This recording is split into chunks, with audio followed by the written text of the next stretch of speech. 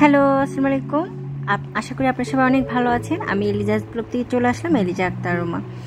আর এটা হচ্ছে আম্মু বাইং মাছের একটা তরকারি রান্না করেছে, তো এটা আর লাল শাক রান্না করেছে, লাল শাক আর কি ভাজি করেছে। এই তো আজকে রান্না বান্না।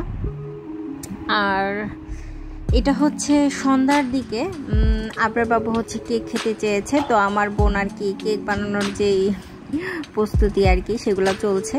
তো এই যে চারটা ডিম দেওয়া হয়েছে, প্রথম 3টা দেওয়া হয়েছিল, পরে আরেকটা দিয়েছে। তারপরে চিনি আর ডিমটাকে আগে সুন্দরভাবে ফেটে এখন কিন্তু তেল দিয়ে দিয়েছে 1 কাপ।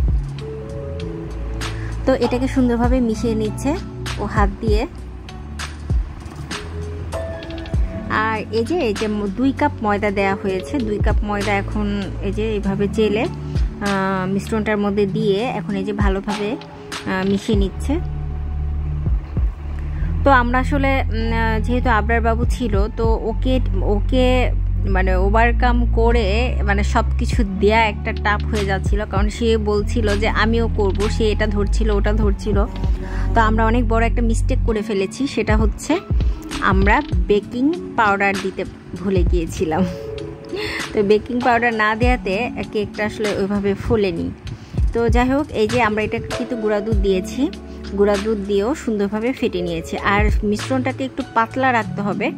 তো যখন মিশ্রণটা মনে হয়েছে যে একটু বেশি ঘন হয়ে গেছে, তখন কিন্তু আম্মু আবার এই যে এক্সট্রা দুধ দিয়েছে, দুধ দিয়ে একটু পাতলা করে নিয়েছে। সব কিছুই ঠিক ছিল, বাট বেকিং পাউডারটা আমরা দিতে ভুলে গিয়েছিলাম।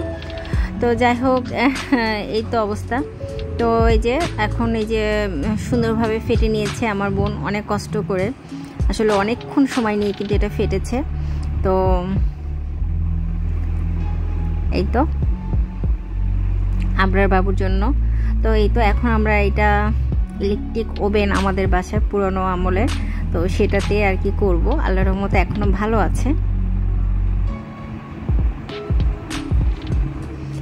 তো এই তো কেকটা কিন্তু হয়ে গেছে, আর আমার ভিডিওটা একদম শেষ প্রান্তে চলে এসেছে।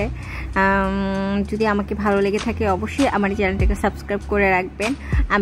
আমি জানি আমি খুব একটা ভালো ভিডিও করতে পারি, সেটা অবশ্যই না, বাট আমি শিখছি, প্রতিদিনই শিখি।